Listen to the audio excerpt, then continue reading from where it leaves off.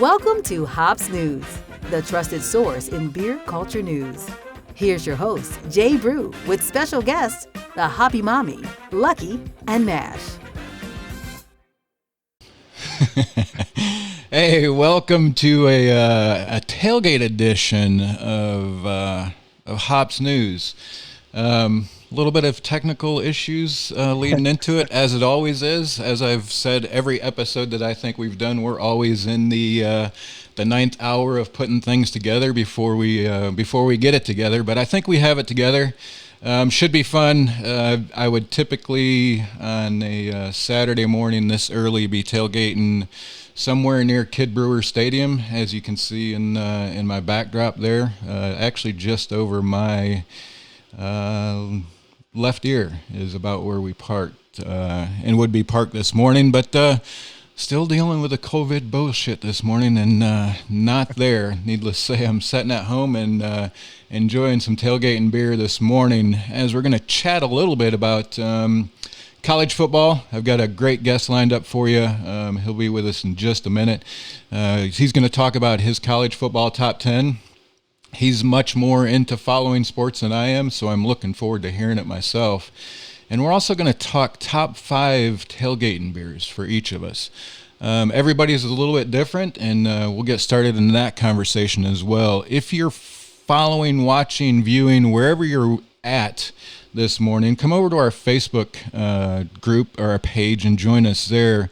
We'll have a little bit of a conversation. I want to know what makes a good tailgate beer, right? That's going to be the start of our conversation, is what makes a great tailgate beer to begin with, and kind of what you look for, and we'll go through and talk about what we think, but I'd love to hear about what you guys think about tailgating beer and what makes a good one. So hop over on the Facebook page and join us. In the meantime, while we're waiting for you to hit us up there, let's go check in with Jeff. Jeff in Nashport, Ohio. As you can tell, Jeff is a huge Buckeye fan. And, you can't blame him when he's got such a great program right there in his backyard. So, Jeff, thanks for joining us, man. I know it's been a little bit of a challenge to get here this morning, but appreciate that trek. A pleasure to be on, Jay Brew. Really, I enjoy your guys' show. First of all, I want to say, get it out of the way. I love what you guys do. Every show you do is for a purpose. All the fundraising you've done, and all the, just making people aware of, the great brews around the country and the great causes around the country. So first and foremost, I just want to appreciate what you guys do every week. Yeah, man. Well, it's and it's kind of funny you say that because I forgot to mention it, but we got a nonprofit featured for this show, so Wonderful. we're featuring the National College Players Association. We've got them on the donate button this morning.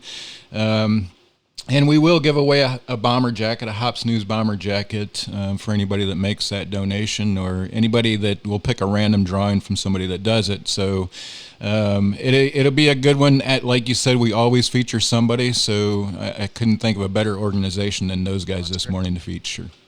That's great. Yeah, it's so cool to be on. Unfortunately, like, me and you, we go back a ways. I was kind of looking like we go back to like February. this little friendship of ours. I call it a friendship. I think it's you've been a real supportive of Jeff Needs Help. Now I'm into Jeff Needs Sports. The football season's back, and you've been supportive and helpful, along the way, which I really appreciate. That's what we got to do, Yeah, man, and like I said, I found you right away. You were producing some good content. You guys got on the streaming thing pretty early, if I remember, all of this stuff. So you guys were definitely an inspiration for me to create some sort of streaming platform to be in front of viewers and talk about whatever's going on. Obviously, I do a few different things.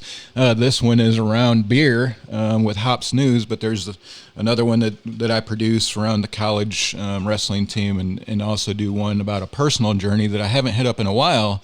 But definitely you guys have been an inspiration with the whole streaming thing. So I definitely appreciate you, and man, I appreciate you joining me today because I can put together, I feel like I can put together a pretty good show, a pretty good production, but I don't have that deep knowledge of a lot of topics like you do in sports, and like Hoppy and Mash do about comic books. Those, those are my favorite ones. I really wish that I had that sort of knowledge and insight to talk on an expert level like you guys do. So I'm honored that you've joined me on a Tailgate episode, to be honest with you. This is great. I've been dreaming of doing this all summer, trying to put one together. Then, of course, normally right now, probably me and my wife would actually be in Columbus tailgating ourselves, just like you said. But that's all right. I've dedicated today to the players and the coaches and the parents, and this is about the football today. And for once, I'm not going to dig into the politics or the this or the that. So this is all about the on the field. I'm trying to focus on this week. Yeah, man, I definitely get that. And it doesn't take long before there's a little trash talking in the chat on Facebook group. My brother, who is a large Michigan fan, says, what is... Jesus H, this guy has dog shit on his wall and that hat. So obviously he wouldn't recognize it. It's called championships. Yeah, right. Especially here within the past decade or two. So he's definitely has some deep hate for Ohio State, but this is what makes college football, right? I mean, it's hard to find a family that doesn't have some sort of college football fandom.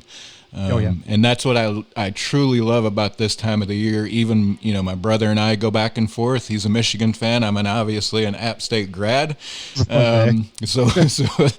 we tend to 15 years ago. Yeah.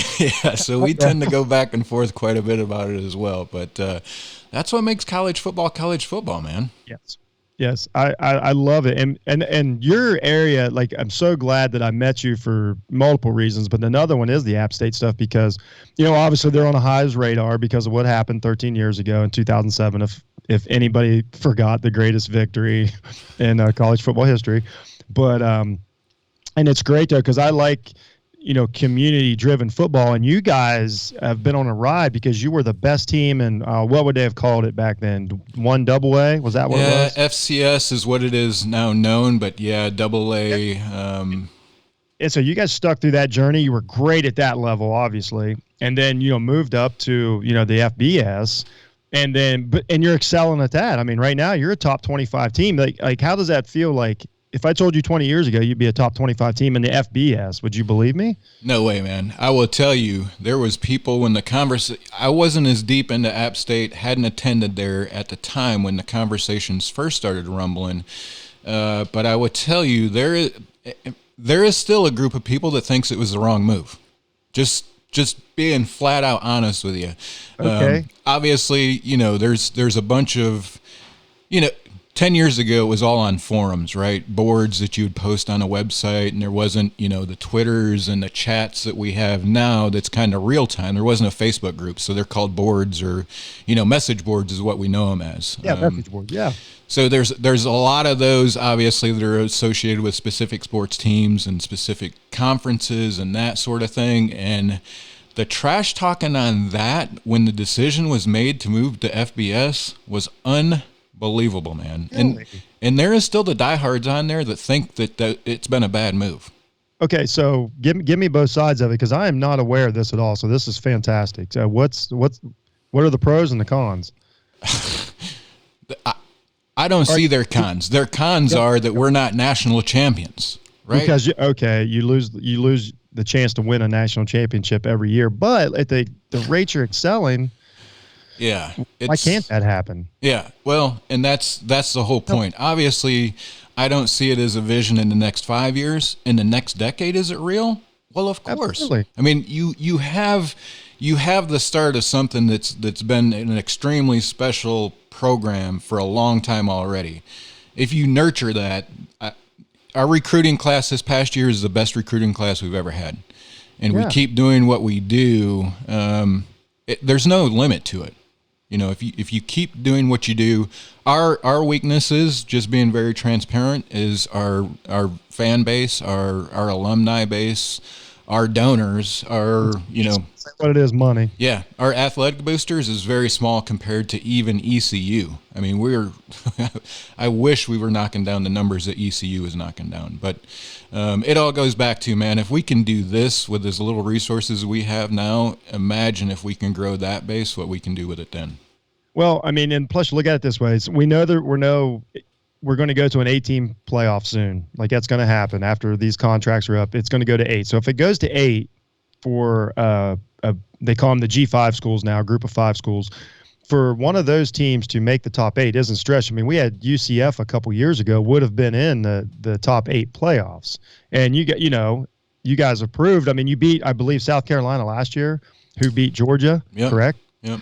So you can play with anybody. You grab a recruit here and there, and I'm telling you, like, recruits are starting to. Kids, because of the national awareness, they do not have to go to these big market teams anymore to get on TV.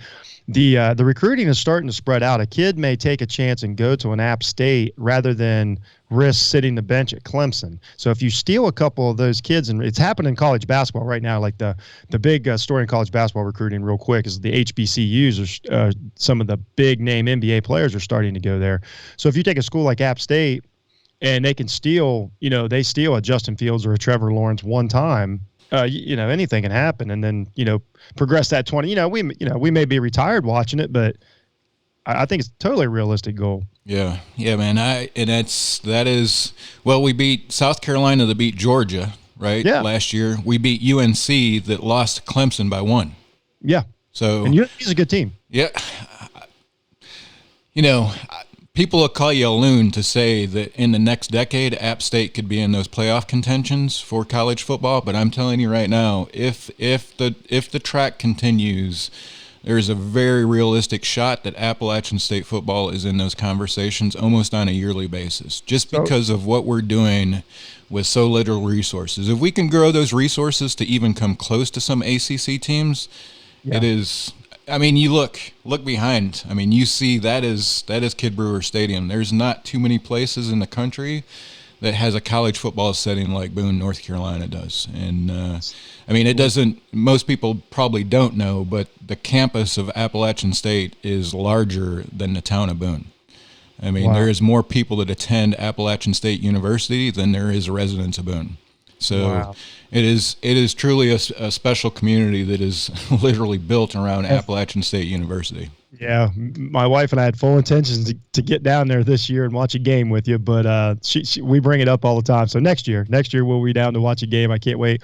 But some teams I would compare it to is look at Duke, look at Clemson, look at Virginia Tech, and if you go back to the 60s and 70s, these schools weren't giant ACC powers. Virginia Tech is a great example of what Appalachian State can be, if you ask me.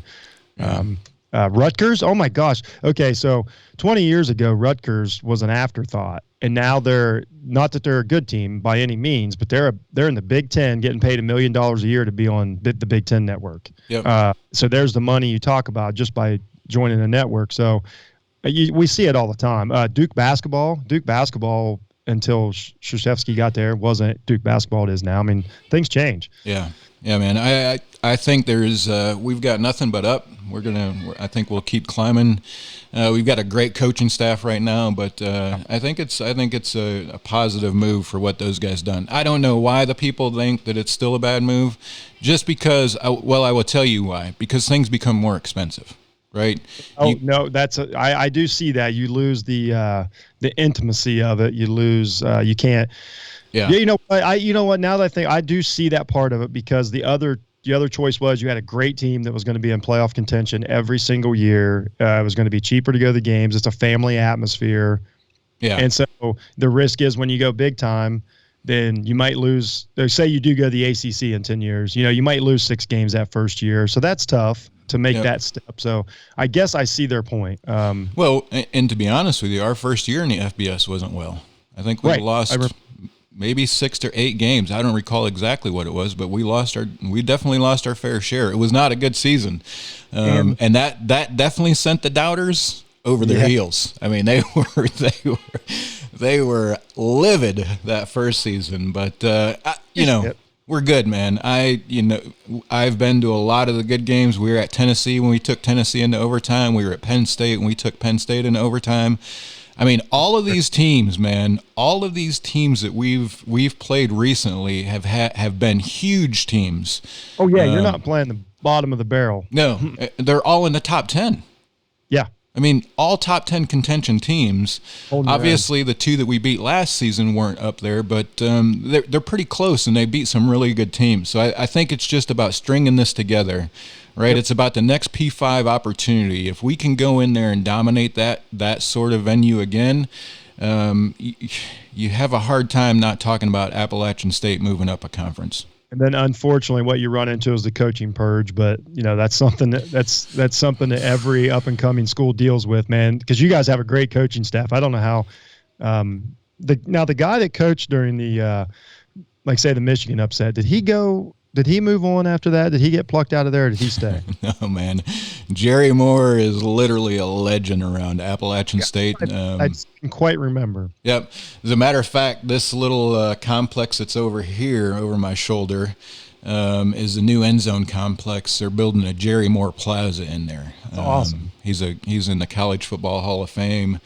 Definitely a great coach. But, after last year, we're kind of used to coach turnover now at Appalachian State. We've been through a few. Scott Satterfield went to Louisville. We now have Sean Clark and Eli Drinkowitz in there between then for a season. So, but I would tell you that and the football players would tell you it's a player-led program. We don't. There's culture that's talked about, but then there's real football culture, real athletic culture, and I talk about it in another podcast I do about Appalachian State athletic team. Culture is about players that lead the program and don't need a coaching staff to get it done. And I think, we've lost coaches before our bowl games the past 2 seasons, and they've went in there and dominated the bowl games. So that kind of speaks to itself. And I will tell you that these sort of times that we've been through recently are going to be what separates teams that have real culture from teams that are motivated by their coaching staff.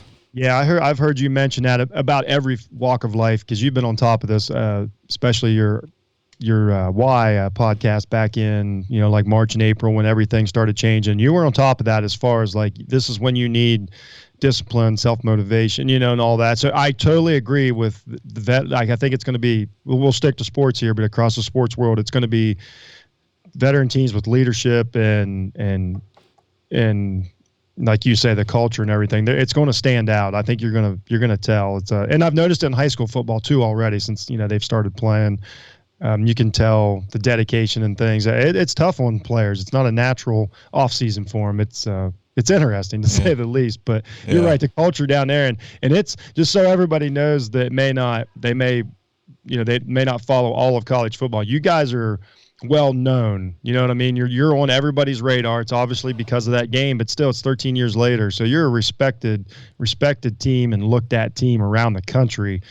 And so I live in an opposite place. I live in one of the biggest college football cities. I don't live there, but our team plays in one of the biggest college football cities in the world, in the country. I mean, and they're the best program, top 3 program for the last 20 years. So it's a complete opposite situation, as down in Boone. But they're both great. That's what makes college football great. Yeah, man. So what's the environment around the Big Ten now? You guys are, my personal opinion is the Big Ten made a horrible decision. They should have never canceled the season. Now they're stuck into a position. Now they're kind of reversing their decision. The last I heard, they're thinking about coming back in December. As a fan, what do you think about it? And is there concern that you're draining talent or will drain talent from not only the Big Ten as far as student athletes, but as far as coaching staff? Because to me as an outsider, well, I used to be an insider because I grew up in Michigan and was obviously a Michigan or Michigan State fan for several years. What I will tell you is, as that guy that's looking outside, this tells the outsider that the Big Ten really isn't a football program. Right? Exactly. That they're not serious about football.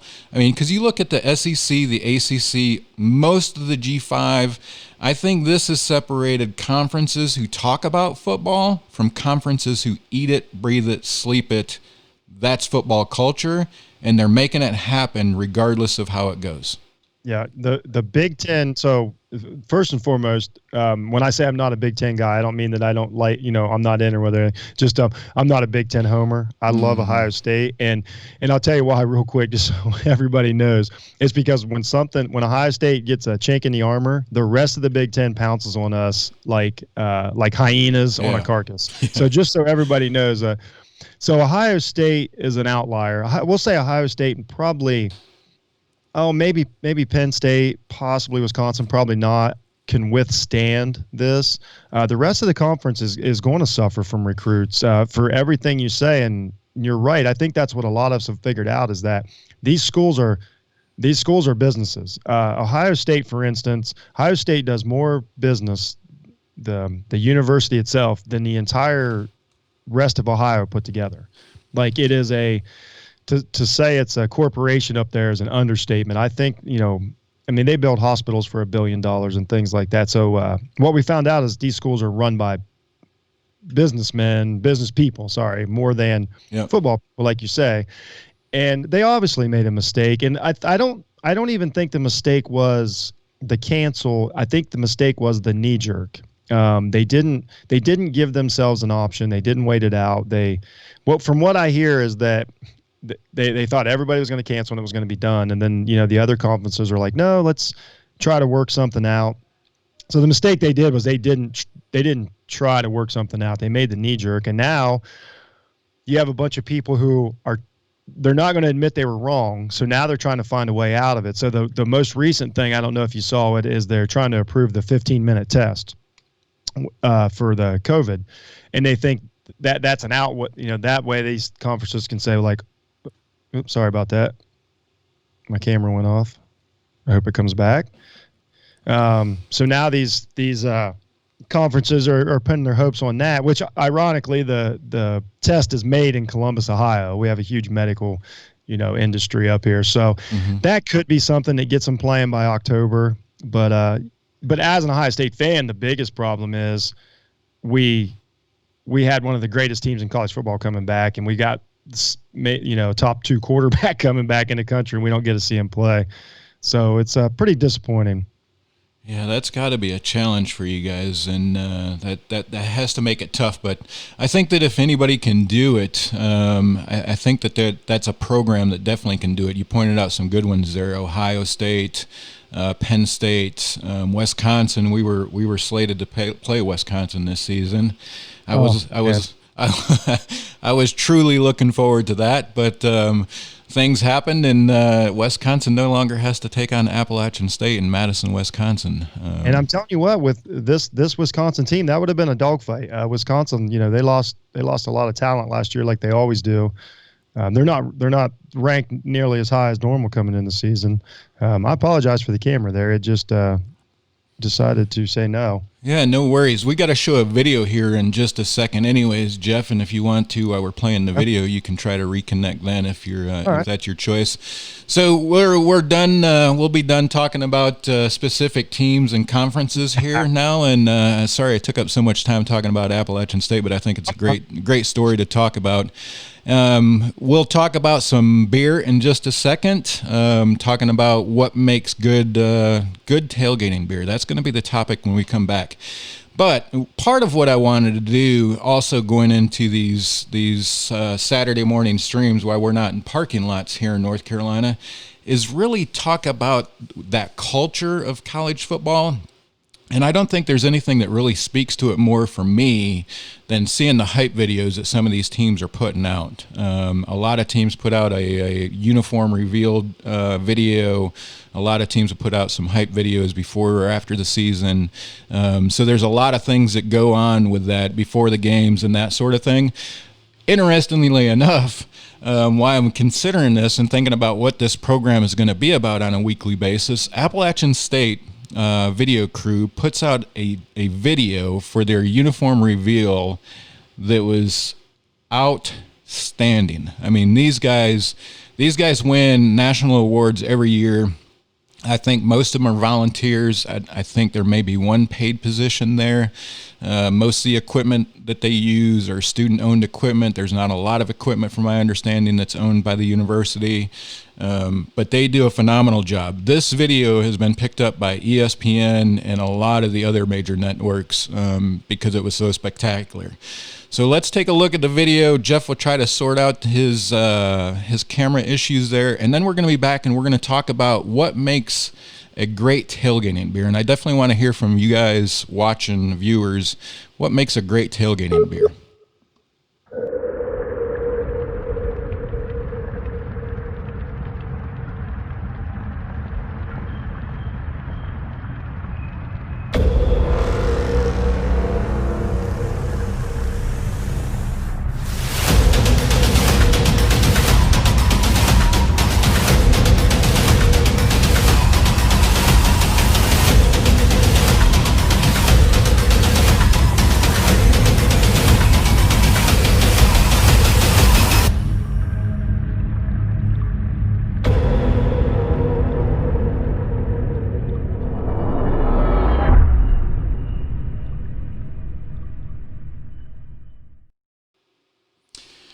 And I'm back. We're trying to get Jeff back. He'll be back here in just a minute. Man, I will tell you what, that video is, I don't even know that it has to just be an Appalachian State video, but if you're a college football fan and you see something like that, I'm going to get jacked up and ready to be in those stands and raising hell, to be honest with you. College football and tailgating go hand in hand, right? It's kind of like Christmas and Santa Claus, right? College football and tailgating are one of a kind. And the big thing about tailgating for a lot of people is the beer. And being a beer podcast, let's talk a little bit about tailgating beer and what makes tailgating beer tailgating beer. There's Jeff calling in. Let's see if we can get Jeff back in here. Jeff, are you back with us? There he is. I think so. I promise I'm not doing anything. Let's get Jeff back. Let's get Jeff back with us. Jeff, we just we played the video. I'm sure you've seen the video before. I watched it yesterday when you posted it. Yep, it's gotten a lot of traction. I told the fans and the viewers that's why, you know, a big part of my pregame is watching those hype videos, and it doesn't matter what school it is. If it's a good hype video, man, I am getting jacked and ready to raise hell in those stands. So obviously Appalachian State's uniform reveal video didn't fail this year or this first game. Got some national recognition. ESPN picked it up and is reporting on it, has tweeted it, talked about it. I think some others have picked it up as well. But hype videos are pretty big, man. Ohio State do a lot of that? Oh, yeah. I mean, they've, because they've got so many dedicated to it. It's crazy. They're constant. And then what's funny is how many people make their own. You know what I mean? Like they're all over our like say fan pages and things like that. Like I do after the games last year, I would put together my own like sound effects little nice. I would always play them before the show and stuff. Yeah, it's insane around here. Like there's I mean, obviously, you can live anywhere in the country, and you probably come across an Ohio State T-shirt once a day. I swear, there's us idiots are everywhere. We're not the most beloved fan base in the country, but we're really not that bad. Yeah. We're really. Yeah. So let's move into the beer topic, Jeff. Let's talk a little bit about tailgate and beer, right? Because we are a beer podcast, and we're just talking a little bit about college football, but we'll also talk a little bit about beer. So whatever platform you're watching on, jump over here to our Facebook group. Jeff, what makes a good tailgating beer for you? What are the criterias? Not to mention your top 5 yet. We'll definitely get into that as the show goes on. But what's your criteria for a good tailgating beer? So this is personal, is because, when we tailgate in Columbus, there's 100,000 people up there running around. And so what you don't want to do is you don't want to waste. If you've got to stand in line 10 minutes for, a Porta-John, you don't want to waste your beer. So it has to have some kick to it. So I think most people in their brain think about rolling out a cooler of run-of-the-mill light beer and and drinking as much as you can, but we're quite the opposite. We want something really good. We want something with some kick. We want something with some flavor. We want to value, each one we drink. So that's important. And plus we have, the first game of the year here is 90 degrees usually. We're tailgating. And then by the time we're tailgating at the end of the season, it might be 30 degrees on a night game. So the beer fluctuates greatly throughout the season, so we're very seasonable. But Maine and we always drink local, which Ohio, is a great beer state, so it's not hard to find local beers. So we always drink local, and it's got to be good and it's got to have some kick to it. Nice. So I'm probably the opposite end of the spectrum. Okay. Right? We don't have long lines at the urinals. They usually do a pretty good job, and to say that, what does Ohio State Stadium hold? How many people? About 103. Yeah. See, our stadium holds 30,000. So you could put 30,000 people through a urinal pretty quickly. When you've got 100 and some thousand fans that are tailgating near the stadium, it's a completely different story. So we're, it's like night and day where we're at, and that having to go stand in line is usually not an issue. Usually, there may be 2 people in front of you at the peak of the tailgating hour, but usually there's nobody for me to deal with. So I'm quite the opposite. But I would tell you, I'm the opposite in that we're there before daybreak. Like, I'm setting up the tent, the speakers, the generator, pulling out the cooler, and it is still dark. And I don't... Totally different, yeah. Yeah, and it doesn't matter if it's, September, first game of the season. If it's dark, it's pretty early, right? It's like 6 in the morning still. 6. Yeah. Oh, wow, that's awesome. Yeah, I think our lots I think they open at 5 in Columbus, but I've never been there quite that early. Yeah. So my tailgating is a little bit different. I look for light, full-bodied, full flavor, very low ABV if I can find it. Not necessarily light beer, right? Because that's usually low body, low flavor. But I like full low ABV beers. That's the better description. Low ABV beers is where I've got to be, because from 6 in the morning until sometimes from 6 in the morning until sometimes 3 in the afternoon. Those are that's a lot of beer drinking. So. But I would tell you, that is my take. I go after the full flavor guys. I like that. It's got to be low ABV, just because I'm going to drink so many of them. Yep. If somebody starts to hand me some higher ABV stuff, it's going to be a rough morning the next morning. And Sundays are good for recovery, but they're also good for other things if you want to do other things on the weekend. So anything else? Yeah. So my number 5 beer is probably going to be a little bit surprising. It is Appalachian Mountain Brewery's Cream. You sent me one of, or yep. you got me one of those. I don't know if I can say you sent me one. You got me one of those. Yeah, you can say it. We send it to everybody. Okay, I didn't know. Yeah, I will tell you, just between you and I, if the U.S. Postal Service wasn't shipping beer that they didn't know about, they probably still wouldn't be in business. Yeah, I get it. So mine is a cream. It's a donut-infused cappuccino milk stout on nitro in a can. It's 5.2% alcohol by volume, so it's a pretty low ABV, tons of flavor. And I put it at number 5 because, like you said, 90-degree weather, like it would be, typically around here this time of the year, our end of August game. A couple days ago. Yeah, this is a little bit heavy for that, but it's great as the season goes on. So that is my number 5 pick is the cream, lots of flavor. And I think one thing else that I will say that I determine what's a good tailgating beer is availability, right? Yes. You can't, for me, I can't put Heady Topper on that list because it can be there, but nobody's going to find it to drink it at a tailgate. And you're not going to have 30 of them. Right. By the way, that was a wonderful beer. One of my favorites. I haven't seen that since I drank it. I forgot how great that was. So I cheated a little bit. So I went more topical, and obviously I'm going to be on Hops News. Like, I'm going to bring my locals and my Ohios. So what I did was I found things in every category. Some of these I really love.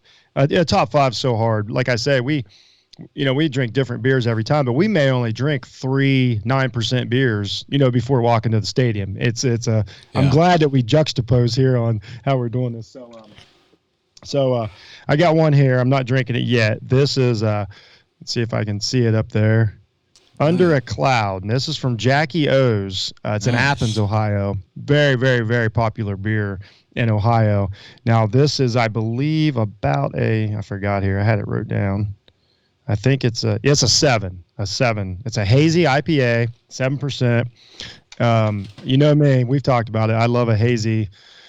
Yeah. Pretty much any time of the year, and it's great for if it's hot out, you can still drink it, and then it transfers into later in the season. So and it's got some kick to it, and it supports the Ohio breweries, and so that's my number 5 as a nice hazy IPA.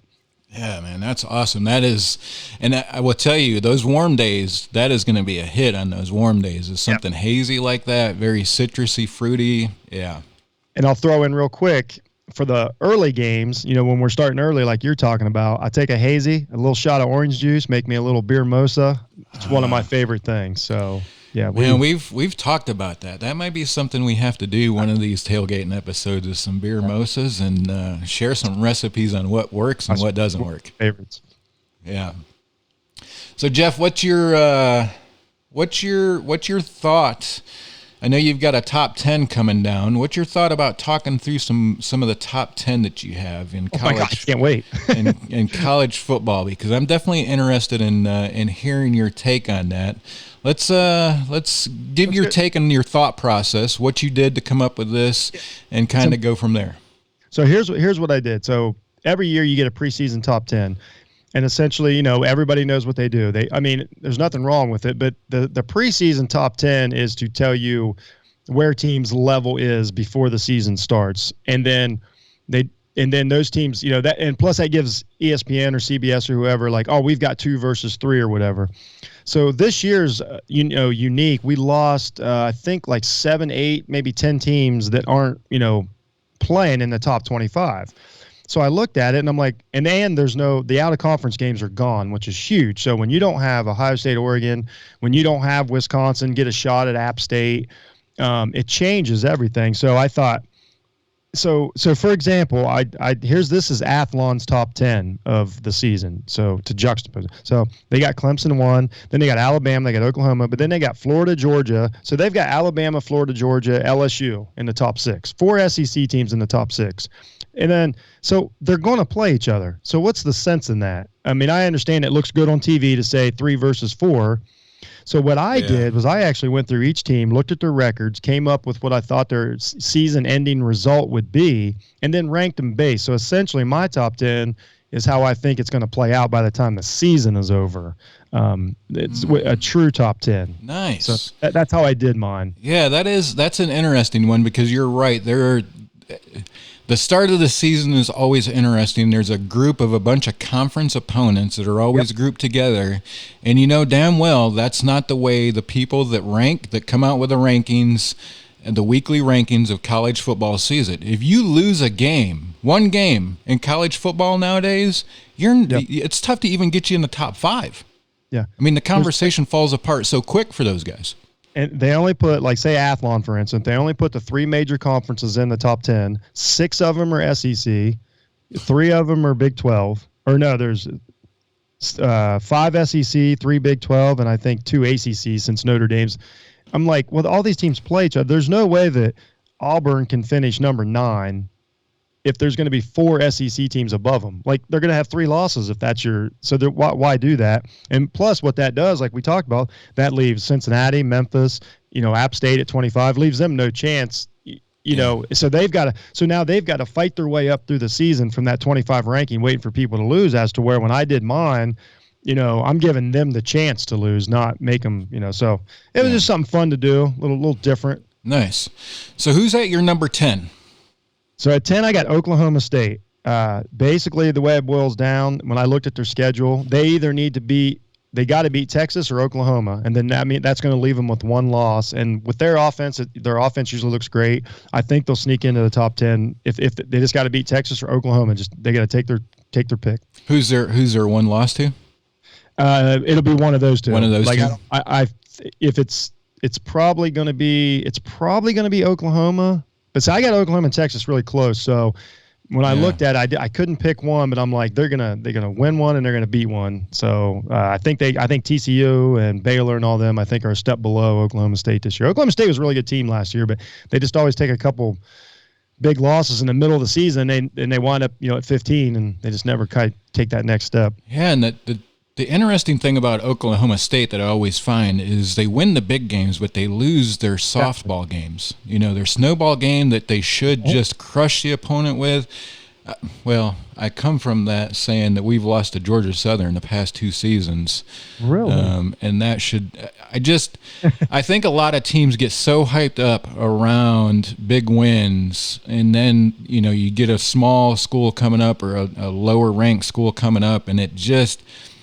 And to be honest with you, most teams don't have the depth that the Clemsons and the Alabamas have. Most teams don't have 4-star guys that are sitting 2 or 3 deep. So I think that's a big part of it as well. Yeah, I can tell you this. I think Clemson, Alabama, Ohio State, and maybe LSU those 4 teams get something crazy like 30% of the 5-star athletes in the country. Like it's a different ball game at that top level. Yep. Yep. Yeah, a good pick. I like it. I think I think that'll lead in some other conversations that I want to have with you. Who's your number 9 then?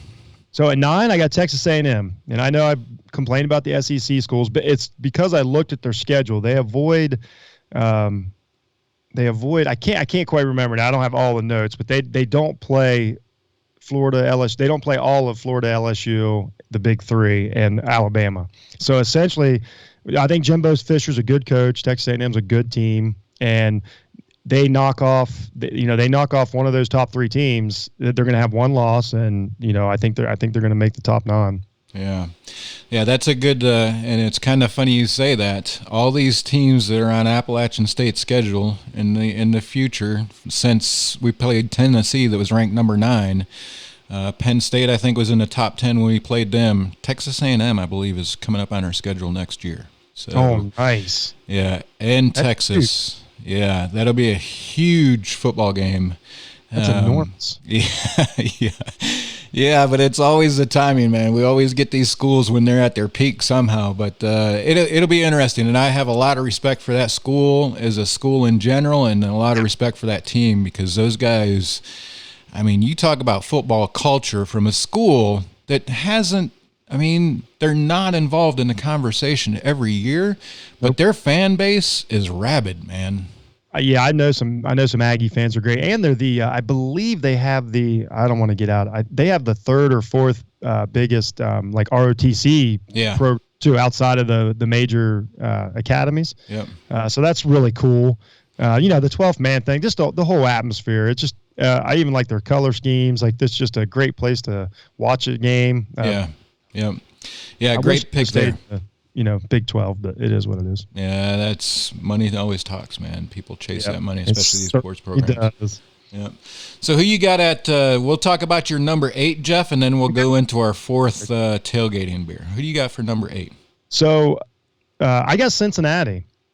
I looked they don't have a guaranteed loss on their schedule. Basically, their thing is they avoid the Power 5 this year, which it hurts you, but it helps you.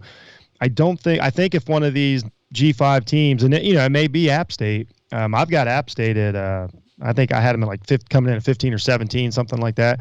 If Cincinnati goes undefeated, I don't know how you're going to keep them out of it in a season like this to where you don't have a negative to – they're not going to take that 60-point loss to Ohio State. So I just got a feeling they're going to go undefeated. They're a solid team regardless, but I think you brought it up a while back that the G5s, this could be a big season for the G5 teams to take advantage of some of this, and I think Cincinnati's the team. I got them coming in at number 8, but it's gonna be the last second. It's gonna be the last week of the season when they jump up there because there's gonna be some games that drop some teams below them. Yep. Yeah, that's a great pick, and I like to see that G5 team up there for you, man. I think that's solid. I just – even without this stuff going on, G5 teams, the top tier of G5 teams are playing like the top tier of P5 teams. They actually on they were ranked top 25, before the other teams dropped out. So they were naturally going to be like 17 ranked. So I'm not going too crazy here, but yep. No, I like it, man. I think it's a solid pick. I will tell you, I would love to see some Cincinnati on Appalachian State schedule. I mean, those games there. If ESPN doesn't put them on an ESPN network at prime time, they're foolish, man. Because those games, the Tennessees, or not the Tennessees, but the Memphis, the Cincinnatis, the BYUs, man, if they could get those guys to start doing some scheduling across that board, you're going to see some good football that rivals any of the P5 type of competition that you can see on prime time. That would be some great football. Memphis proved out. Well, Appalachian State did last year too. Me and my partner from last year on Tuesday Aftermath, we loved watch. We like how just watching Appalachian State play the game.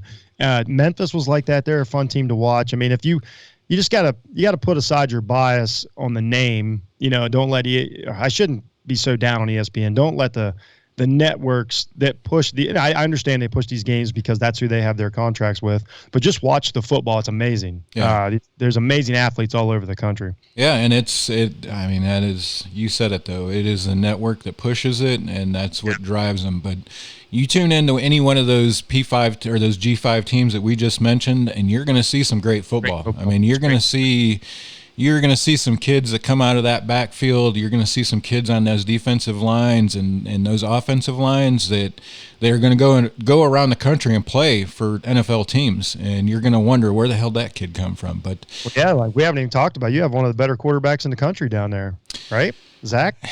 Yeah, man. He is so underrated for what that kid does. Yeah, his first game was against Penn State and almost beat him. And has now beaten 2 Power 5 teams since that day. So, I mean, this kid is... He's really good with a run-heavy offense and the way they run, all that. He's got a lot on his shoulders. I think he does a great job. I think he's going to have a great season. I really think he's going to have a great season. Yeah, he's in some conversations, but I would tell you, nobody respects him. Nobody that we play against respects his ability, and he always makes them pay for it. I will say that he is on every quarterback award watch list. I was impressed with that. That's huge. I mean, I know there's several guys not playing, but still, yeah. You got to start somewhere. I know. So anyway, yep, it'll be good. So what do you have for your number 4 beer? Let's check out your number 4 beer. This is where we start getting into October. It's perfect football weather in Ohio. You put on a hoodie. You might have a 3:00 game, so you're tailgating around noon or so. So you want a nice like a lager, Oktoberfest, something like that time of year. So I went with I know it looks like a summer beer, but this is a German style lager from Columbus Brewing Company, and it's called Summer Teeth. Nice. But it's a German style lager. It's like 5.5%, but I like a nice lager in the fall. It's another one you can drink all day. It's not too heavy, but it's got that bite to it. So I went with a lager for you're talking October at 3:00 game. Yeah, man, I like it. I think that's a solid pick. Definitely getting it into the little bit lighter for me as well. Again, something that's readily available, obviously, is big on my buck. Something low ABV. And I had to go with Appalachian Mountain Brewery's Yosef Golden Ale. This was just released here in North Carolina. Beer in stadiums is a new thing since last season, right? Okay. And last season, this was put into the stadiums. That's cool. Yeah, and it's such a great beer. It's so smooth, low ABV. And what I will tell you is the logo, the primary logo, that is the primary logo of Appalachian State University. That's amazing. Not just the athletics, but the entire university. It's the first beer in the country to have the school's primary logo on it. That is so cool. Great beer, very light, very approachable, 4.2 ABV. It's right in the ballpark where I can drink a ton of these, not get so messed up that you can't make it to the game. They sell it in the stadium, so it's readily available. I mean, it's definitely one of those 90-degree beer days that you're just thirsty and you're staying hydrated, and you can drink something that's crushable, and that's definitely one of them. So I had to break that out as number 4.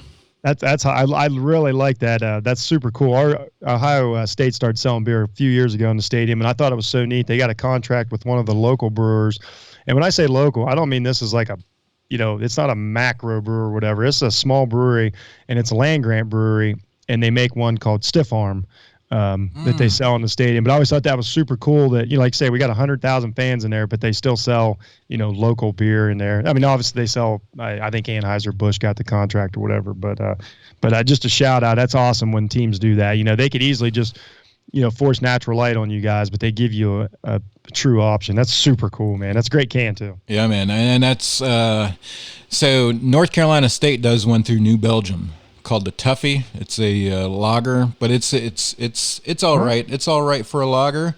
Not a great lager like I'll show you guys here in a minute, but I think it's a decent lager that does pretty well. But that is, again, their mascot is what's represented on it. It's not the university's primary logo, so it's a little bit unique, and it's kind of fun though. I mean, when you start to see beer with universities' logos on them and mascots on them, man, we've taken a turn in the beer and the alcohol regulation industry when we're now starting to be able to do that. So it's exciting times ahead.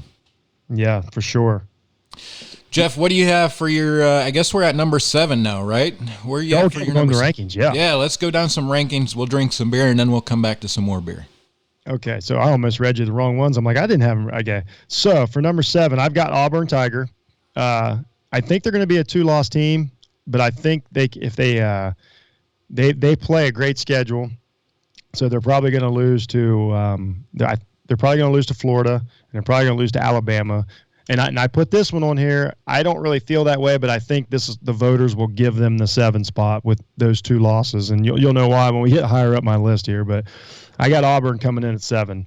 Yeah, that's a solid pick. Auburn has surprised me, man. They have such a great team. Is it? And I don't know. And this may have happened recently. Is it time for some change in Auburn? That comes up all the time. They change a lot they're always changing coordinators. Their problem has been since Cam Newton is they can't quite find that next quarterback. You know, that Justin Fields. That if you give Auburn Justin Fields last year, they probably go to the playoffs. I mean, they're that close. They've got he'll be a sophomore this year, and he played really good next year. If he takes the next step, they'll be fine. But I still can't. Their schedule, man, they got a murderous schedule. And you never know. At the end of the year in the Iron Bowl, it's not the end. I don't even think it's the end of the year this year. It's a week ahead. Now I think about it because of the schedule changes. But if they knock off Alabama, I mean, they're definitely going to, contention for the playoff. I don't see that happening, but the opportunity is going to be there. Yeah. Yeah, it's such a great program and such a great history. I can't place my finger on what the overall issue is. It's like they need the quarterback, but why aren't they recruiting him? Is it because of something that's going on internally that they can't entertain that talent, or is it just because there's so many other options out there? I believe that's what it is. The kid that they've got now, they think, I mean, he couldn't be more highly recruited, and we don't, he's only going to be a sophomore. He may be great, but I think it's having Alabama next door. I think it's LSU's uprising. In the last, 20, 30 years. And then, you're starting to lose some kids like Fields.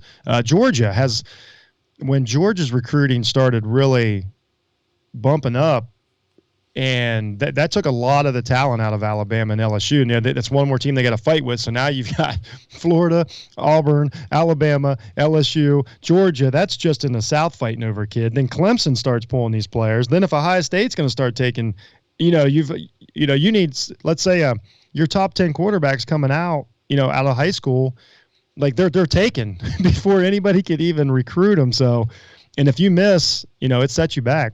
Yeah, man, for sure. And it's been tough to watch that Auburn ride that they're on, because they are pretty.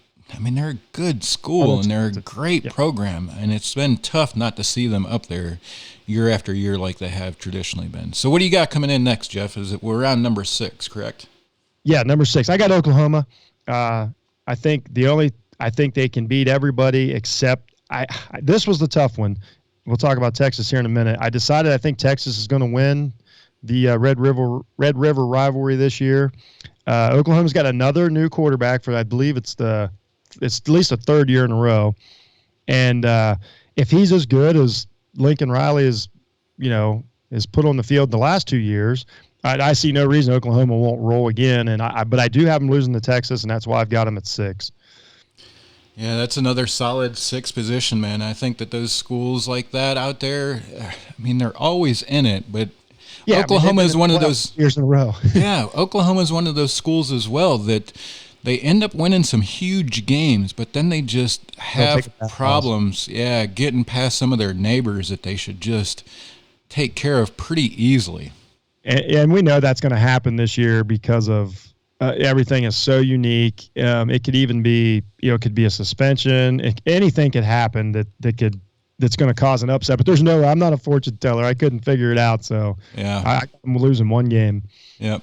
So who do we got next in your list there? What number are we on now? 5. 5. Yes. Who's that? So this is going to be a big pick, right? This is like right on the edge of the playoffs. So this could be, this is one of those teams that any one Raider, any one of the ranking people that are involved in college football ranking sees this team as a little bit better, and they're in. I mean, they could literally slide right into the playoffs. Who's that team for you, Jeff? So I think I think everybody in the country is going to agree with this one. This is Notre Dame. And Notre Dame, they got Ian Brook coming. Notre Dame had a really good team last year. They lost a little early to where they didn't have a way to make it up, so they kind of got out of the conversation a little. But they had every shot at the playoffs last year. They got Ian Brook back, solid quarterback. I know. I want to say I can't stand Brian Kelly. I can't stand the way he coaches. I don't like the atmosphere there. But this is just from a rankings point of view. Brooks and this ACC schedule. The first time they're playing a full ACC schedule, they avoid Stanford. They avoid USC this year. They avoid. I think they were going to play Michigan again.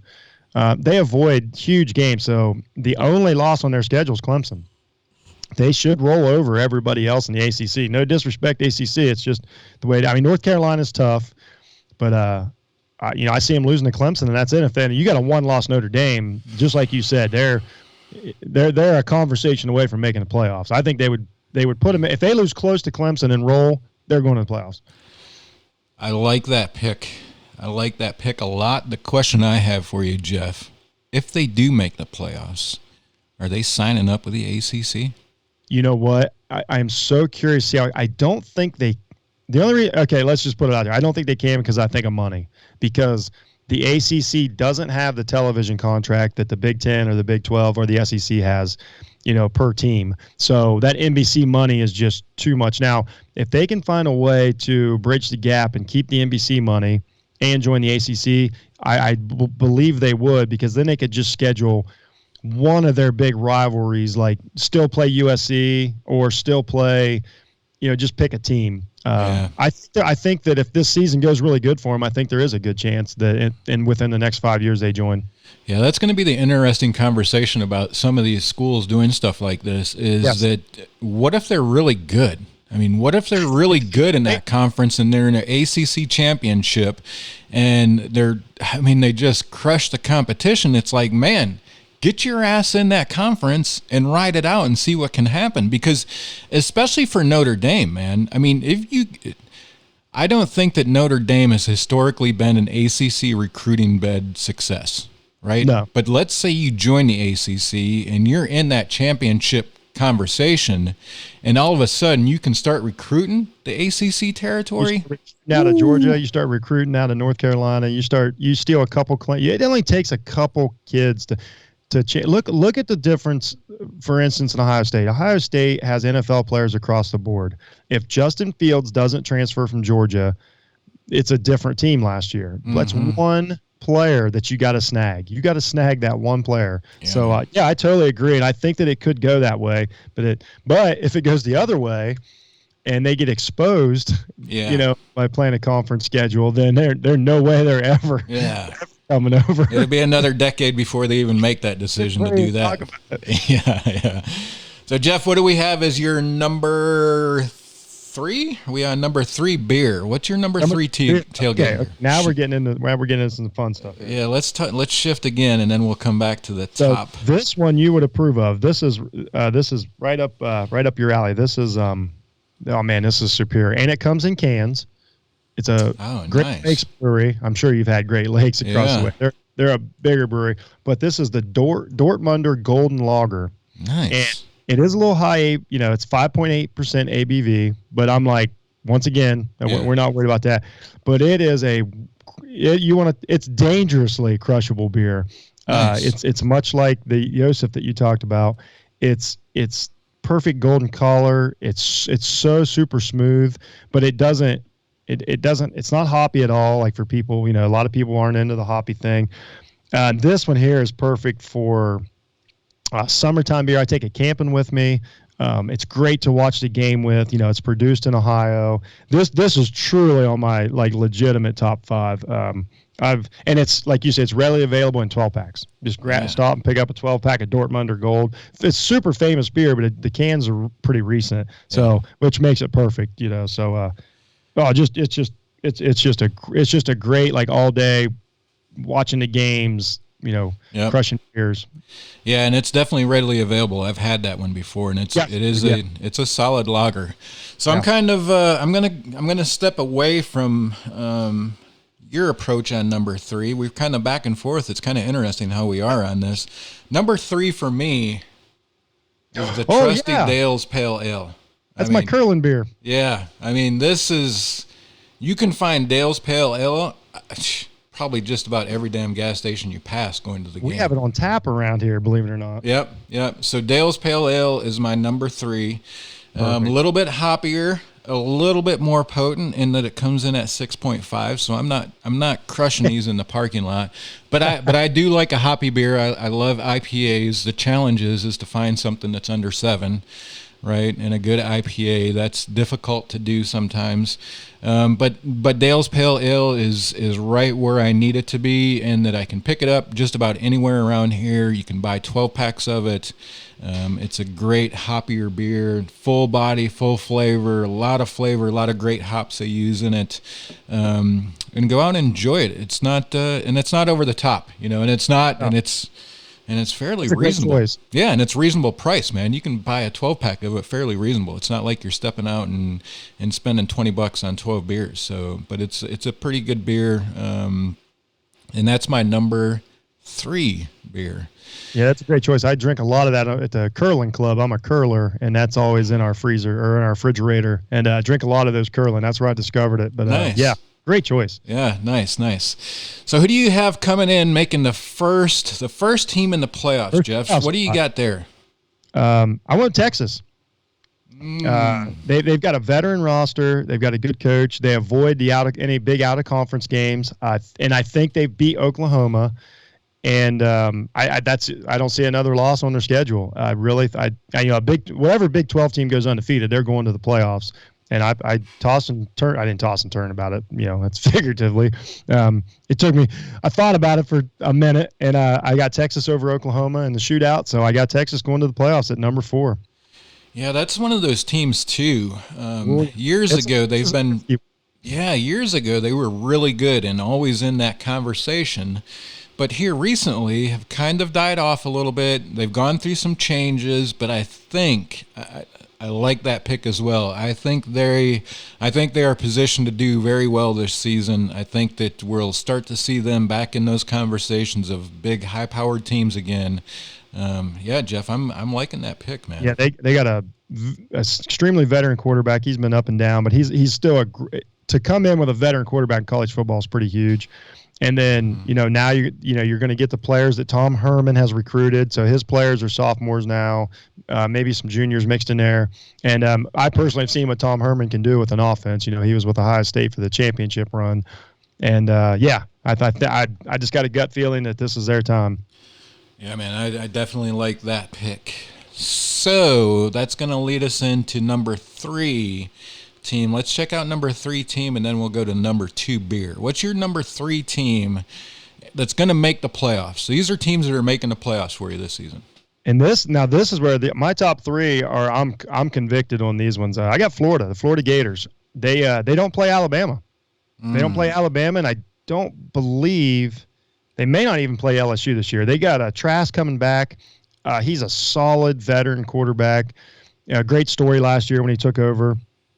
But that team's loaded across the board. This is one of those teams that there's NFL talent everywhere. They were really good last year. They just, they lost to, the big boys, and then they took that bad loss to South Carolina.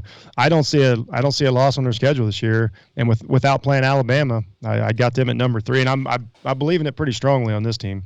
Nice. I'm just going to be very honest with you. I'm not a Gators fan at all. I actually despise I knew it was coming. The Gators, because they've had too many years of very, very bad culture. And not saying that they don't love football down there, but they're just not good people, in my opinion.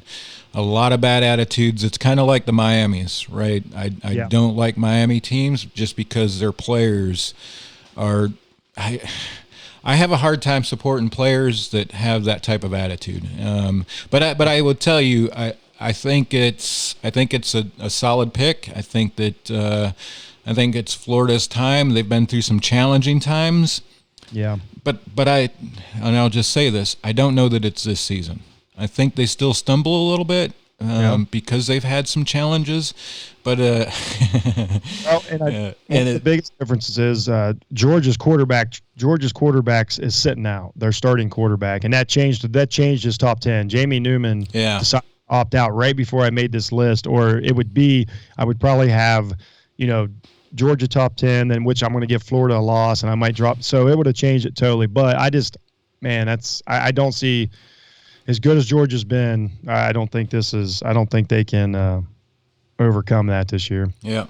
So Hoppy, one of our other co-hosts in the chat, says the Gators are scum. And then she's a Miami fan. Then I started talking about Miami. She's like, Wait a minute. Hoppy's one of my favorites because she's a Dolphins fan. Oh, yeah. Hoppy's all about some Florida teams for sure, but she's a Miami fan. I'll just be honest with you, Hoppy. I just don't like their egos down there in Miami are a little bit much for me, and it's kind of, that's kind of the Gator Nation as well. Their egos are pretty high, but, SEC can be a lot, if I'm going to be honest with you. Yep, for sure. So, Jeff, we've got 2 teams left. We've got, 2 beers left. Let's go with another beer. What is your top 2 beer? What's your number 2 beer? I'm excited about this one. This is new last year, but it has become my favorite beer. I've talked to you about this. So this is right here where I live. He's a friend of mine that makes this. This is Y Bridge Brewing. Yes. The Blood Orange. And I know that it sounds like everybody's like, oh, an orange beer. He uses natural ingredients. I've talked to Ray Ballard's, the producer, the owner of the brewery. We've talked about he spends the extra money. Like when he uses vanilla, he actually uses, natural vanilla and shaves it himself. The Blood Orange, it's all natural flavorings that he does. And I don't know how to describe. He makes a great wheat beer. And I'm not even a Blood Orange fan, but something about the mixture of this beer. You can drink this beer anytime. It's great if you want to start drinking at 6 a.m. It's a nice citrusy start to the day. It doesn't fill you up. It's got just enough hops. It's only, he doesn't label his, but I'm pretty sure it's around 6%. I don't want to speak out of turn for Ray. But it is truly one of the best beers that I've had in a year. It's one of my highest rated beers. This is a go-to. I will be drinking this today while I'm watching Appalachian State beat up on Charlotte. Nice. It's really perfect for any time of the year, any time of day. So that's a blood orange. What is wheat? Blood Orange Wheat. Blood Orange Wheat by what's the brewery? Y Bridge Brewery in Zanesville, Ohio. Y Bridge. Yeah, man. Get in one of these as soon as it cools down a little bit outside. I think I've had that beer. Oh, really? I think. We went up to Akron. Was it Akron? Where's the Zips at? Is that Akron? It's Akron. Mm-hmm. Yeah, we went up there for a football game a few years ago, and there was a guy in the parking lot that had a bunch of Ohio beer. But I think I may not have had that Blood Orange beer, but that brewery sounds. This is about a year old. Yeah, the brewery sounds familiar. How long's the brewery been around? I think he's at 3 years now. Yeah, I believe that's. I know. Yeah, I think I've had some of their stuff. If I remember correctly, it was. I don't even think he'd opened the doors. The beer that he brought was basically just in a silver can with a label on it. Oh, really? So I think he may have just been getting started, but he was friends with the guy and had brought some of it over. But I think I've had some of that beer at some point. But a great label too. I mean, just a great looking. I mean, it's truly a great beer. Nice. I'm kind of I'm going out on a limb here, but there's going to be a method to my madness. My all-time favorite beer right now is A&B's Lager. This is a gold medal winning lager for GABF, and it is my go-to beer no matter what. In tailgatings, it's just even better. Obviously, lagers. It's a 4.2% lager, so you can drink this damn beer that's my favorite. Yeah, all day long, man. You can drink it all day long, and just to be right, do what you need to do, make it to the game. It doesn't hurt you the next morning. You can have a great day and socially drink. I mean, you can socially drink in tailgate parking lot where you're crushing beers and be all right with a 4% beer. So this is my... this is definitely my number 2 on the list. Jeff, let's talk about your number 2 team. No surprises here. Alabama Crimson Tide. They don't have to worry about Joe Burrow this year. The quarterback coming back, Mac Jones. You don't have to be a Superman to quarterback the Alabama team. They're once again NFL players up and down the roster. There's no reason that this team shouldn't, and they can go undefeated because they don't play Florida. So that's why if anybody that's Florida and Alabama don't play each other is why I can have them 2 and 3. But I don't see a loss on Alabama's schedule this year. Yeah, that's these 2 top teams. I don't know what your number 1 is, but I got a pretty good damn idea what it is. These 2 top teams. If you're picking against these 2 teams, You need help, man. I will tell you, these two teams are the culture that I believe is in those programs. Unbelievable. Yeah, I mean, those coaches aren't the coaches. And the one for Alabama, he's been there for how many years? He's Alabama. He's probably up to about 12. Yeah, I will tell you, he doesn't keep coming back because he needs the money. No. Do you want to know why he keeps coming back? Because it's a push button program. Yeah. He's got it rolling. Yeah, he goes to work, but he's not working when he goes to work. I mean, not to say that his job isn't difficult, but that program is running, like you said, it is just continuing to roll. I mean, that program is on fire. And the thing about it is they rarely make a mistake. Right. Rarely make a mistake. They rarely make a mistake in their roster, too. Of course, they over-recruit, like so does Ohio State, so does Clemson, so does Alabama, so does LSU. But they I can't remember the last, Tua worked out. Like, their quarterbacks, they just make them work because they got really good coaching. They always have I tell you what, nobody really talks about it because they have such talent at the skill positions. Last year, they had the best wide receiving core, arguably, in college football. Their offensive line, year in and year out, are some of the best players in college football. And they don't get talked about as much because it's hard. There's no stats on the offensive line, but they've been magnificent for the Saban's run. Yeah, man. Especially at center. Man, check out an Alabama center every year. Oh, always one of the best in the country. Yep. It's such a great program that's got a lot of history, and if you pick against those guys this season, you just don't know college football. Yeah, if you want to tell me who they're going to lose to, I'm open for discussion, but I just don't see it. Yeah. LSU lost everybody last year. Yep. So who do you got at number 1, Jeff? The Clemson Tigers. They got an NFL backfield. They've got the coaching. They got an ACC schedule. They got one game. They got to play Notre Dame. That's their toughest game of the year. But they brought a lot of more players back than people think. And when they don't bring a player back, another NFL player steps in. But bringing Trevor Lawrence back at quarterback, he's an NFL quarterback in a college football uniform. It's unfair. Yeah. And Etienne's the same way. If in the backfield, like, you're playing against NFL players, they should be in the NFL playing right now. So I don't see, and I think they're going to get the benefit. You know what? They could flip Alabama and Clemson. I guess I don't know what the voters will do. It doesn't really matter. But I got Clemson Tigers number 1. I think they're going to roll. So let's. I don't disagree with that 1 minute. Yeah, I mean, if you disagree with that one, I don't even know what to say with you. I should think Notre Dame's going to knock them off. That would be the argument. And I'm not saying it's impossible, but I don't think it's going to happen. So, but Jeff, that's your only argument. My question to you is, where'd LSU come in at? On mine? Yeah. I don't know. Maybe 15, 16, 17, 18. They lost their entire team. And they play a tough schedule. I mean, they're going to take a loss to Alabama. They're probably going to take 3 SEC losses.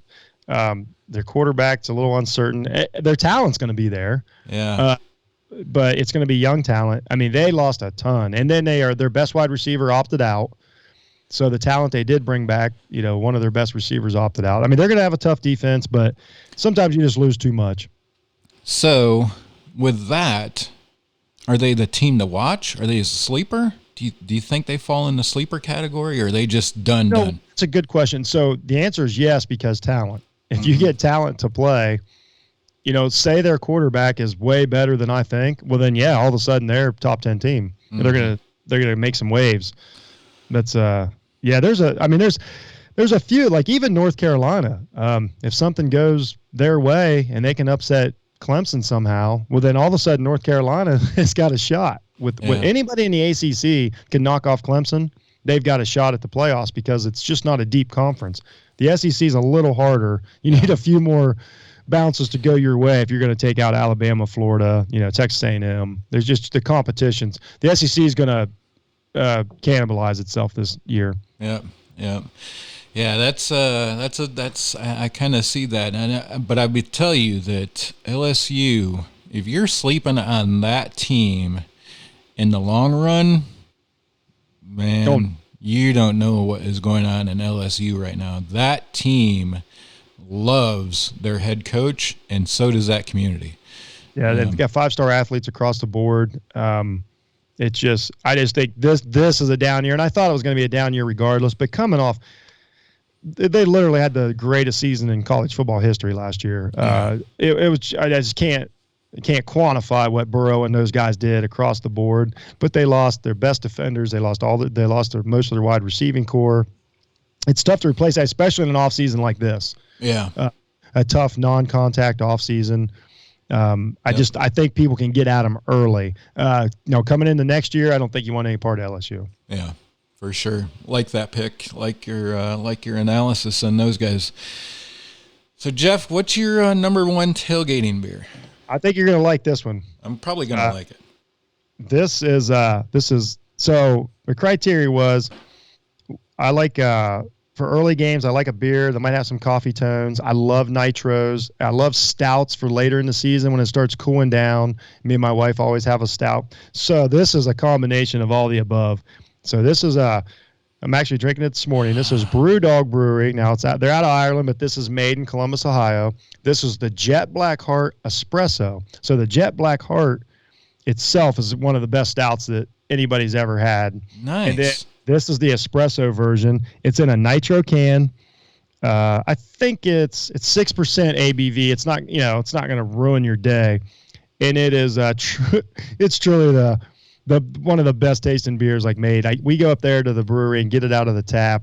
Nice. And it's wonderful. So we start finding, and it's in a pounder. So you get a little bonus can, so you don't have to open quite as many. Yeah. But and honestly, just a wonderful beer. Whether you want to start your day or whether you want to finish your day. Great. And it's made here in Ohio, so we love them. Yeah, that's awesome, man. I'm going to have to see if I can find that one. I haven't found that one yet, but it's amazing. Sounds like a good one. Yeah, it's a lot like your first pick, your donut. Yep. So my number one beer is not actually a beer, although technically it probably started out as a beer. My number one. What do we got here? Whoa! Comes in a jar. Obviously, being from Appalachian State. Yeah, being from Appalachian State, there is plenty of this in the parking lot. So, my number one pick is a little bit of. We've got a label for it. We call it Mountain Dew, but that is awesome. My number one pick is a little Shine because it's one of those things you can pound these 4%ers all day long, right? And right before you go into the game, you just take a couple of hoots of that, and you're ready to raise hell in Kid Brewers. That's perfect. Oh yeah. Yeah, and it's one of those that I always have tucked away in the cooler because there's always somebody that's looking for a little bit more, and we can definitely find it for you. So we have a few suppliers around here. We typically have a jar full of that when we go camping in the summertime. Mm-hmm. That's a great pick, man, and that's a perfect area. yeah. It's Shine anywhere. It sounds like Boone, North Carolina is a good place to start. Yes, sir. It's always it comes. I mean, there's a guy that tailgates not too far from me that might have some for you if you're ever interested. And you don't have to go to the portalet. I'm just saying, and it'll warm you up. It'll warm you up on a cold weather game. It really fills out the boxes there. Yeah, it's just like a cup of coffee. Exactly. Yeah, man, it's one of those things that there's always somebody in the parking lot that's looking for it or has it, and it's always at the right time. And it came in very handy in Chapel Hill last season. I can promise you that. We went through a ton of beer and ran out about halfway through the tailgate, but we had plenty of clear liquid in some jars that that filled the need. So that was pretty good. Jeff, I famously, when you do the morning recap after a tailgate or a camping trip or something, and everybody's telling stories, and I'm like, I don't quite remember that. And then it'll hit me. I'll go, did you break out the Shine? And everybody's like, yep. I'm like, well, that explains it. Yeah, man. Yeah, it's usually the start of it all. Jeff, I appreciate your time this morning, man. It's almost kickoff for us for Appalachian State here, right? They come on at noon, take on Charlotte. This is going to be a big game. Charlotte, I will tell you, UNC Charlotte is in an excellent market. Yeah, went to a bowl game last year. Yeah. Last season, they kept us way closer than they needed to be. This season, without the fans in Kid Brewer, I'm hopeful that our guys can do it, but there's literally going to be 0 fans in Kid Brewer. Yeah. 0, okay. Yeah, and that changes the game, right? Absolutely, it does. No longer, I mean, it's just like a scrimmage, really. Scrimmage that matters. There's no home field advantage. Yeah, there's no home field advantage. So I'm cautiously optimistic. This has the feel of a trap game to start the season. New coach, no fans in the stadium, newly added to the schedule. I'm a little concerned, man. I'm a little concerned, but hopefully football, every game you should be concerned about. Yeah, and that's no joke, man. I mean, all it takes is one person to have a bad day on a college team, and you can watch them tank pretty quickly. Yeah, but you got the best quarterback in the game, and that's huge. Yeah, I think that'll be good. Jeff, I appreciate your time, man. We've got to do this again. I think college football and quarantine, talking about beer and college football goes together, man. So that's great. This is one of the funnest shows I've had in a long time. Awesome, brother. I appreciate your time this morning, and hopefully you're able to watch some football. What's your schedule of watching this today? Well, I mean, obviously, I'm going to watch everything. I'm going to keep my eye on Clemson tonight. The North Carolina game's interesting. It's really today's ACC heavy, so it's really going to check out all the ACC games, and then I want to see what, App State. I got to keep an eye on them. So it's an ACC heavy schedule. You basically just want to see how good they look, and mainly what we all want to do is check out what this environment's going to look like. The sound, the visuals. Yeah. That's what we want to see. Let's be honest. But I can't wait. I'm excited. Like I say, today's about the kids and the players, and not the politics and not the BS around it. I just want to watch it. Me and my wife, she already made me a great breakfast for the tailgate. Awesome. She helped me pick out the beers because she's my tailgate partner. Yeah. We're really excited about this, and I appreciate you giving me the chance, man. No problem, man. Hopefully we can do it again. Let me know your schedule. Jeff, where can people find you? Where's your podcast? How can people find you on the social medias? Okay, so I got 2 podcasts. They're out everywhere. One is Jeff Needs Help, which is where Jeremy met me. That's more of my general discussion podcast. I interview some great people. And then I do a sports podcast. I'm also part of I do a sports podcast named It's Jeff Needs Sports. It's on all the platforms. And I'm also in a part of a network. It's called offtheballnetwork.com. You can go there. You can find the stories. You can find my top 10s that I put out. I write stories every week. There's, the other guys are doing great work, and we do a lot of live streams, and everybody's got casts. It's a ton of stuff going on. But yeah, go to Facebook. Just look up Jeff Hunt. Look up Jeff Needs Help. Look up Jeff Needs Sports. Go to Jeremy's page. He's, you can find me everywhere. I appreciate any feedback, and anybody that wants to talk sports or general discussions. Like I'm open. I'm an open book. It's having a lot of fun this year, Jeremy. Yeah, man, it's good, and I appreciate your time. Like I said, if you're up for it again, I am. I think it's been a great conversation. Drinking beer, learning a little bit more about college football, and chatting with Jeff on a Saturday morning. Pops News. This is a big moment for me. I haven't been able to make it. So, tell everybody else on your show, I want to say hi. You guys are doing a great job. Go Dolphins. All the above. Oh, man. I know that Hoppy's loving that right now. You had to mention that. But, Jeff, appreciate your time. We'll get together in the chat as soon as this is off and figure out the next one. Everybody else out there, enjoy your Saturday of college football. Appreciate you tuning in. Like us, share us, subscribe to us on YouTube. Tag your partner. Be a part next weekend. If there was any, I don't think there was any donations, so we might not have to give a bomber jacket away, but if there was any, we'll pick a bomber jacket giveaway. Nope, I'm clear this week. That's a bummer, though, because that was a great organization. Next week, we'll try to be back here at the same time, talk a little bit of college football. Cheers.